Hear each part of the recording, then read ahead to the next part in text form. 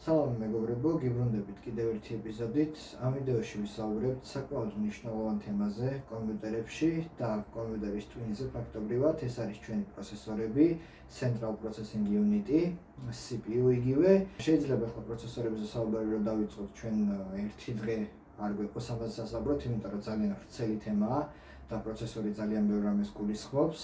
მაგრამ შევეცდები, რომ ძირითადი დეტალები და ინფორმაცია მაქსიმალურად საშუალო დროში ჩავდიო. ასევე რა თქმა უნდა მოზიდებული მაქვს სლაიდებიც და გაგიზიარებთ სამ ძალიან მნიშვნელოვან და ერთ ბონუს რჩევასაც ვიდეოს ბოლოს, ამიტომ არ გადაახვიოთ და უყურეთ ვიდეოს ბოლომდე. ვიდეო დაყოფილი იქნება სამ ნაწილად. პირველ ნაწილში ვისაუბრებთ ზოგადად რა არის პროცესორი, რატომ ქვია ტვინი, როგორ მუშაობს, რა დავალებებს ასრულებს, შიგნით რა ხდება მასში. მეორე ნაწილში ვისაუბრებთ როგორი ტიპის პროცესორები არსებობს, ერთი განსხვავდებიან ისინი ერთმანეთისგან, რა განასხვავებთ და ასე შემდეგ. ხოლო რაც შეეხება მესამე ნაწილს, როგორც უკვე აღნიშნე, ესენი იქნება რჩევები, რომლებსაც იმედია რომ გაითვალისწინებთ და ვიდეოს ბოლომდე უყურებთ. პროცესორი, იგივე CPU, Central Processing Unit აქვს აბსოლუტურად ყველა ციფრულ ტექნიკას. იქნება ეს სარეცხი მანქანა, მტვერსასრუტი, რაღაცა ტელეფონი, რა თქმა უნდა, პლანშეტი, ნოუთბუქი, კომპიუტერი, სერვერი. ყველანაირ ციფრულ ტექნიკას აქვს, ზოგჯერ მას უწოდებენ მიკროჩიპს, ზოგჯერ უწოდებენ პროცესორს, მაგრამ შინაარსობრივად არაფერი არ იცვლება, პროცესორი ეწოდება და მიკროჩიპი ეწოდება ყველაფერს. რა ერთეულით ახორციელებს გამოთვლებს და ამ გამოთვლების შედეგად იღებს გადაწყვეტილებებს, აკონტროლებს PCB-ს, ანუ Printed Circuit Boards. ჩვენ რა თქმა უნდა ყველანაირ პროცესორზე ვერ ვისაუბრებთ და ყველანაირ მიკროჩიპზე. დღევანდელი განხილვის თემა იქნება ძირითადად კომპიუტერის, ანუ პერსონალური კომპიუტერის, ლეპტოპისა და ასევე სერვერის პროცესორები. კარგი, გავიგეთ რომ ტვინია ახლა ეს პროცესორი. მოდი ახლა ვთქვათ როგორ და რანაირად მუშაობს და რას აკეთებს. დავიწყოთ იმით თუ რას აკეთებს პროცესორი. პროცესორი კომპიუტერის, ლეპტოპის თუ სერვერის პირველ რიგში ოპერატიული მეხსიერებიდან, იგივე RAM-დან შემოკლებით, Random Access Memory ინგლისურად, რო გავშიფროთ ეს აბრევიატურა, იღებს ინფორმაციას და მის ერთ-ერთ ძირითად ნაწილში, cache-ში ათავსებს. ანუ RAM-დან წამოსული ინფორმაცია შედის პროცესორის cache მეხსიერებაში, რომელსაც აქვს რამდენიმე დონე, მათ შორის L1, L2 და L3. L1 cache არის ყველაზე სწრაფი და პატარა მოცულობის cache, L3 შედარებით უფრო დიდი მოცულობის და ყველაზე ნელი cache. როდესაც ეს ინფორმაცია შევა cache-ში, შემდეგ პროცესორის კიდევ ერთი ძალიან მნიშვნელოვანი კომპონენტი, control unit, საკონტროლო ბლოკი, ესე ვთქვათ, იწყებს ამ ინფორმაციის დეკოდირებას და ეს ინფორმაცია თავისთავად არის binary სისტემაში, ანუ ერთიანებით და ნოლიანებით გამოსახული და ეს control unit ამ ინფორმაციის დეკოდირების შემდეგ cache-დან, რომელიც როგორც ვახსენეთ, ოპერატიული მეხსიერებიდან შევიდა კომპიუტერში, შემდეგ დეკოდირების შემდეგ წდება სად წავა ეს ინფორმაცია და არის ორი ვარიანტი, ან რჩება cache-ში, ან მიდის რეგისტრატორში. რეგისტრატორი ერთ-ერთი კიდევ ძალიან მნიშვნელოვანი ნაწილია პროცესორისა, იმიტომ რომ რეგისტრატორში მოხვედრილი ინფორმაცია უკვე cache-დან წასული, რეგისტრატორში წასული ინფორმაცია უკვე მუშავდება arithmetic logic unit-ის მიერ, ანუ არითმეტიკულ ლოგიკური ბლოკის მიერ ჩვენს პროცესორში. ანუ ძირითადად შედგება ჩვენ პროცესორი, როგორც ვახსენეთ, control unit-ისგან, ანუ საკონტროლო ბლოკისგან, cache-ისგან, რეგისტრატორებისგან და ამ ALU-სგან, შემოკლებით, ანუ არითმეტიკულ ლოგიკური ბლოკისგან, ALU-სგან. ანუ როდესაც გადაწყდება, ანუ control unit-ი წყვეტს ამას, საკონტროლო ბლოკი, თუ გადაწყвет, რომ ინფორმაცია ამ ჩვენი cache-დან, ანუ RAM-დან შესული ინფორმაცია cache-ში უნდა გადავიდეს რეგისტრატორში, გადავა და უკვე რეგისტრატორში მოთავსებულ ინფორმაციას ეს ALU, ჩვენი ბლოკი, მათემატიკური ბლოკი უტარებს გამოთვლებს. მილიარდობით გამოთვლას ატარებს, შეკრებას, გამოკლებას, აი ამ ერთიანებით და ნულიანებით და შემდეგ უკვე აი ამ გამოთვლილ ინფორმაციას ისევ რეგისტრატორში ათავსებს. შემდეგ აი ამ რეგისტრატორში მოთავსებული გამოთვლილი ინფორმაცია საჭიროების შემთხვევაში გადადის ისევ cache-ში, cache-დან ისევ ოპერატიულ მეხსიერებაში. ანუ ეს არის მთელი ციკლი რა.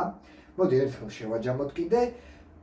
პროცესორში მის ქეშის ნაწილში შემოდის ინფორმაცია ოპერატიული მეხსიერების გავლით.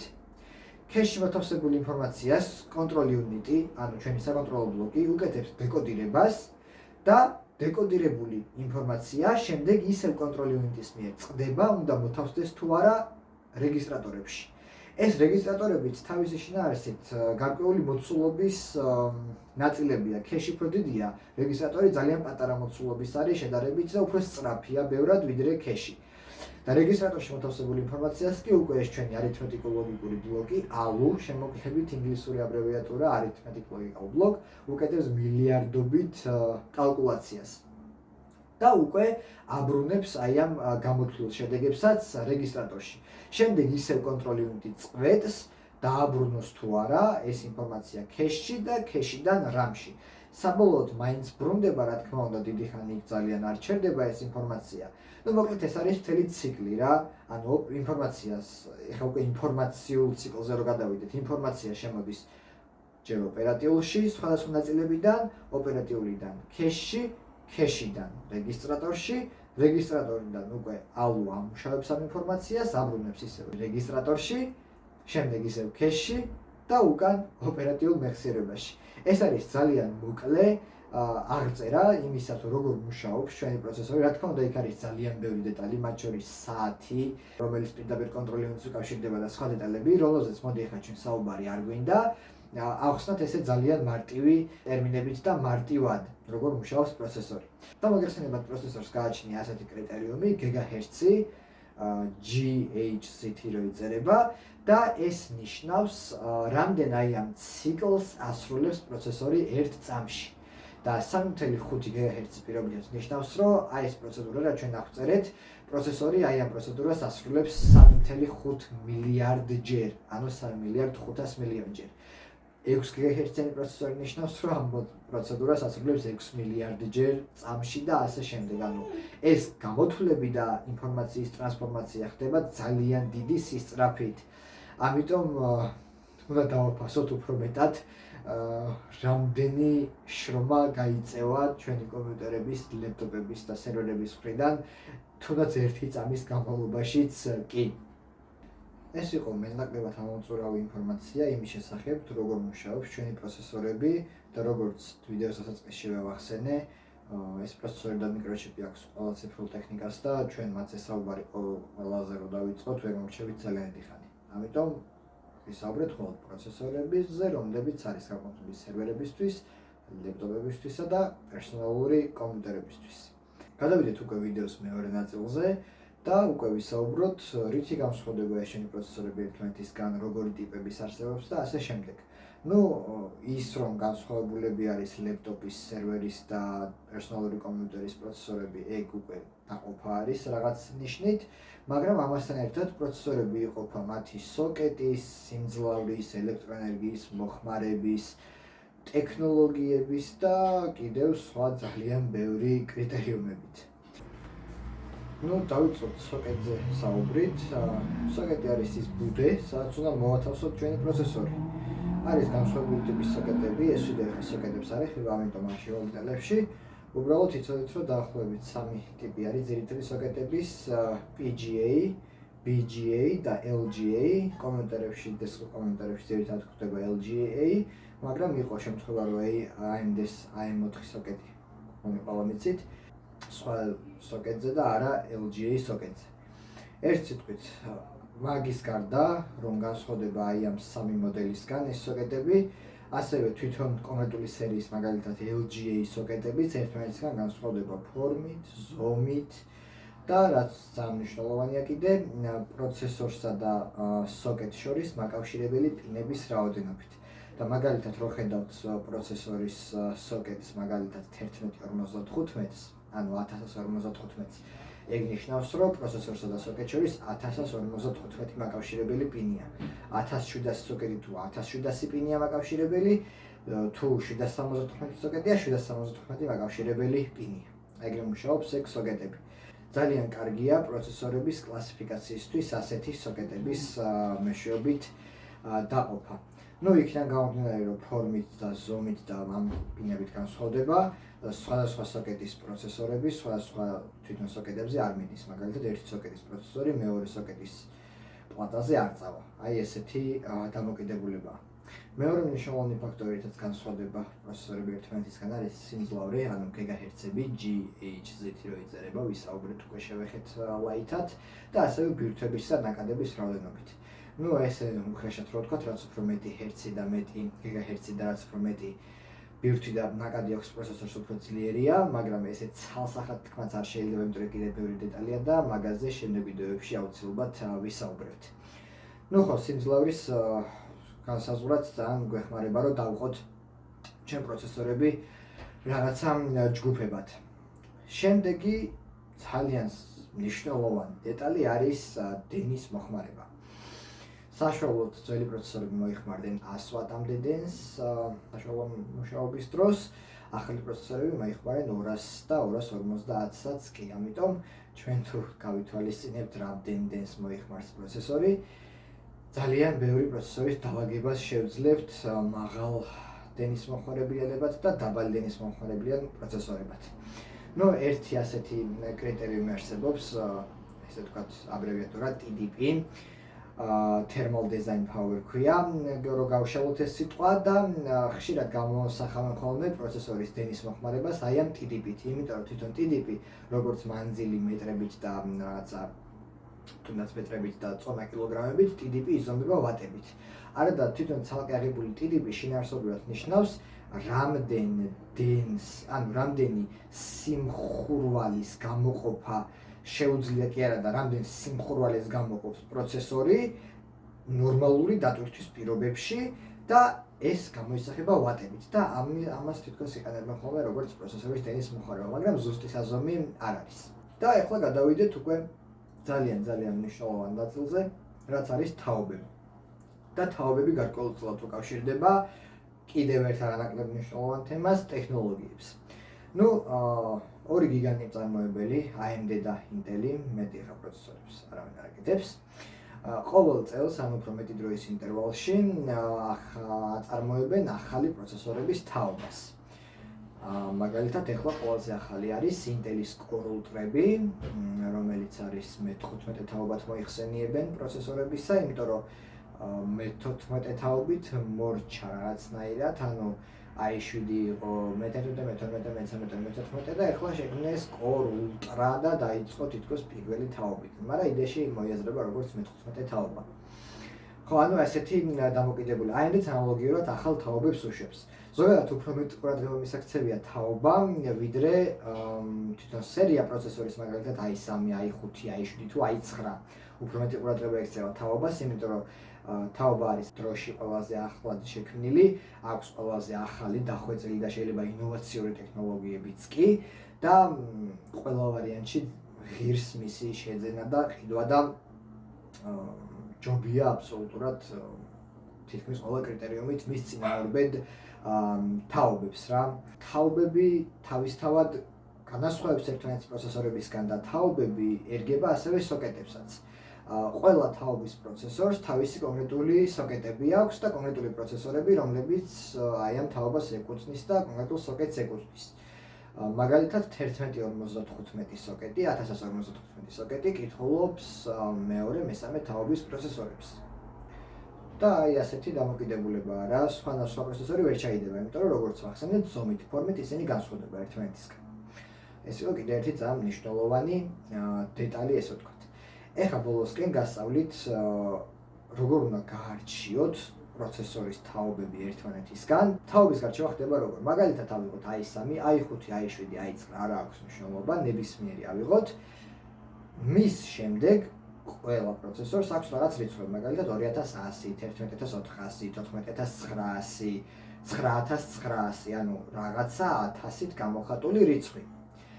პირველი 1000-ეულის რიცხვი გამტყობინებს მის თაობას, მაგალითად i5 14700, როგორც მახსოვს, ეს ბოლო 100-ები აღარ მახსოვს რა რიცხვებია ზუსტად, 14700 ვთქვათ, არის მე-14 თაობა. i9 9900 არის მე-9 თაობა. აი 7,3770 არის მესამე თაობა და ასე შემდეგ, ანუ რომელი 1000-იც არის ის თაობა. AMD-ზე ანალოგიურად. Ryzen 9 9950X არის მეცხრე თაობა და ასე შემდეგ. ეხლა მე თქვენ მოგცემთ დავალებას და კომენტარებში დაწერეთ, აბა თუ გამოიცნობთ რომელი თაობის პროცესორი იქნება Ryzen 7 7800X და i3 11400KF. აი ეს დამიწერეთ, რომელი თაობები იქნება თქვენი აზრით. სულ ეს იყო, გადავიდეთ ახლა ტექნოლოგიებზე, ამაზე ბევრი საუბარი არ გამოგვივა. ტექნოლოგიები ძალიან დიდ როლს თამაშობს განსაკუთრებით ფასის ნაწილში, იმიტომ რომ ფასი ძალიან ზრდის. მაგალითად AMD-ს უნიკალური ტექნოლოგია, რომელიც არის 3D cache, 3D cache-ის, რომელიც პროცესორის ზედანაწილს ფარავს მათ პროცესორებში და თამაშებში ძალიან ბუსტავს პერფორმანსს. მათი ეს პროცესორები ძალიან ძვირი ღირს ამ ტექნოლოგიით. ასევე გვაქვს overclocking-ის ტექნოლოგიები, რომლებიც სულ უფრო იხვეწება და ფასი ისევ და ისევ ზრდის.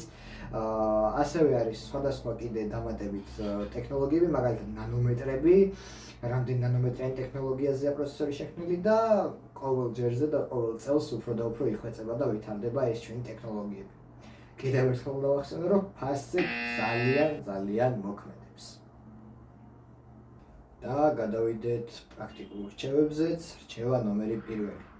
აუცილებლად თუ თქვენ აპირებთ კომპიუტერის ან აწყობას ან გაძლიერებას, შეძენას არ აქვს მნიშვნელობა, უფრო მეტად მიაქციეთ ყურადღება პროცესორის თაობას, ვიდრე სერიას. რადგან ახალი თაობის პროცესორებს ერგებათ ახალი თაობის სოკეტები და ახალი თაობის სოკეტებზე დამზადებული დედაპლატები ბევრად უფრო ძლიერებია, ბევრად უფრო მეტი ფუნქციონალი აქვს და მეტი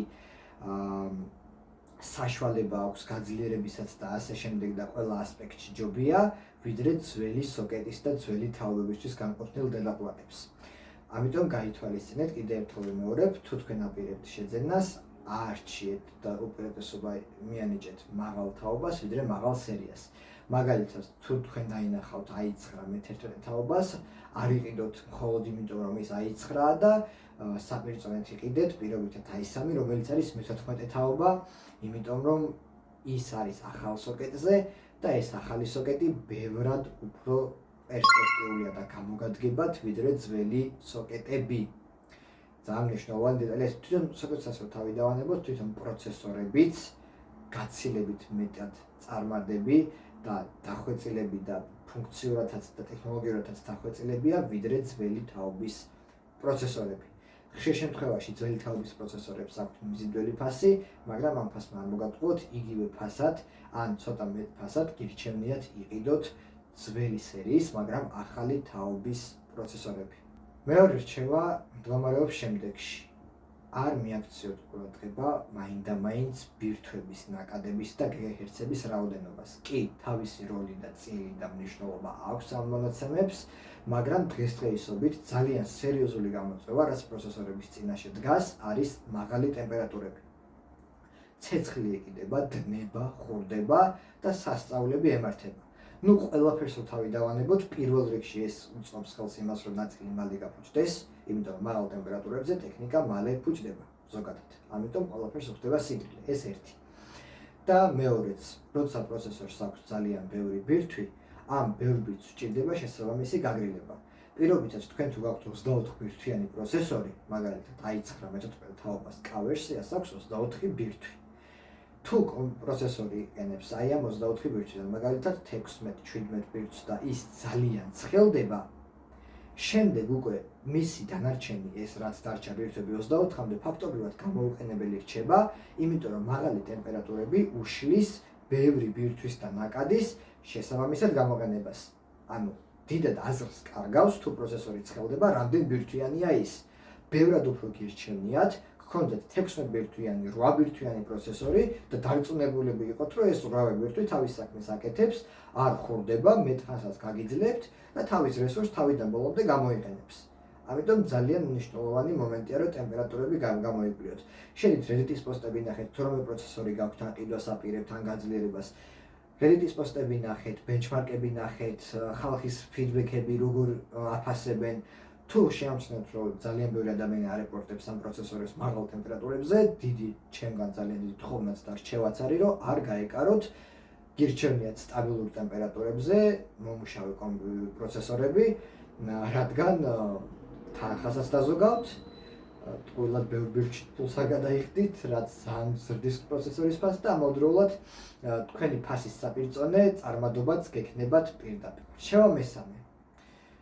კარგად დააკვირდით, რომელი ვერსიის პროცესორს ყიდულობთ. არის ბევრი ვერსია, მაგალითად K, TS, F, KF და TS და ასე შემდეგ. IUC არის ლეპტოპებზე. ბევრი სერია არის პროცესორების, რომლებიც მთავრდება განსხვავებული 100 ბოლოში და ძალიან დიდი რჩევაა, რომ აი ამ 100-ს გათვალისწინების გარეშე არ შეიძინოთ პროცესორი. მაგალითად, თქვენ თუ გინდათ კომპიუტერის დარაზგონება, არც ერთ შემთხვევაში არ უნდა იყიდოთ ისეთი, რომელსაც კასერია არ აქვს. იმიტომ რომ მხოლოდ კასერიებს Intel-ისაც შეუძლიათ დარაზგონება და unlocked ვერსიებია. ხოლო პირობითად მეორე შემთხვევა, თუ თქვენ არ აპირებთ მაგალითად კომპიუტერში ვიდეო ბარათის ჩადებას და ინტეგრირებულ გამოსახულებაზე გინდათ რომ იხმაროთ, პრობლემა მაგაში არაფერი არ არის, ანუ ჩვეულებრივად ბევრი აკეთებს ამას, უბრალოდ უნდა გაითვალისწინოთ, რომ F სერია არ იყიდოთ, იმიტომ რომ F ნიშნავს გრაფიკული ჩიპის უქონლობას პროცესორში და თუ ვიდეო კარტასაც არ ჩადებთ, გამოსახულება საერთოდ არ გექნებათ. ზოგადად აი ამ დაბოლოებებზე პროცესორების საერთოდ ცალკე ვიდეო შეიძლება ჩაიწეროს და ჩავწერ. უბრალოდ ეხლა ესე მარტივად იცოდეთ რომ უნდა გაითვალისწინოთ. და დღეისთვის ბოლო ბონუს რჩევა, სანამ შეიძენთ პროცესორს, აუცილებლად სულ ახალი იყოს 5-ში რო იდოს, არ აქვს არანაირი მნიშვნელობა, სანამ შეიძენთ მაქსიმალურად ბევრი სტრეს ტესტი ჩაატარეთ პროცესორის, გამყიდველს ჩაატარებინეთ სტრეს ტესტები. და რატო? პროცესორის ტრანზისტორები, როდესაც პროცესორი იქმნება, განთავსდება ხოლმე სილიკონზე. სილიკონის ნაჭერზე, ესე ვთქვათ, ათავსებენ ამ ტრანზისტორებს. ხო და ეს სილიკონი ვერავინ ვერ დადებს თავს, რომ თქვენ მაღალი ხარისხის შეხვდებათ რა. შეიძლება შეხვდეთ დაბალი ხარისხის და უმნიშვნელო დეტალებზეც არ ახდენს გავლენას. საკმაოდ მნიშვნელოვანი დეტალებია, მაგალითად, დენის მოხმარება და ტემპერატურები. და თქვენ რომელი სილიკონი შეხვდებათ, როგორი ხარისხის, სრულიად თავიდან მომდე იღბალზეა დამოკიდებული. ამიტომ, როცა გადაწყვეტთ რომ შეიძინოთ და აარჩევთ, ყველა ტესტი გაატარებინეთ გამყიდველს, CPU ტესტები ძალიან ბევრი არის, რომელიც CPU-ს ტესტავს და როცა ნახავთ რომ თქვენი პროცესორი, ესე ვთქვათ, კარგ შედეგებს დებს და არ ჩამოუვარდება სხვებს, ბენჩმარკებს რო გადახერავთ ონლაინში, ესე იგი ნორმალური ხარისხის სილიკონის შეხვდათ თქვენს. სულ ეს იყო დღევანდელი ვიდეოსთვის, იმედია გასაგებად ვისაუბრებ, პროცესორების გარშემო ძალიან ბევრი დეტალი და თემა დავფარეთ. თუ რამე კითხვები გიქნებათ, აუცილებლად კომენტარებში დაწერეთ და ის კითხვა, რომელიც დაგისვით, იმედია მიპასუხებთ, რომელი თაობა იყო ის პროცესორები, რომლებიც ვახსენე. შემდეგ ვიდეომდე ნახვამდის.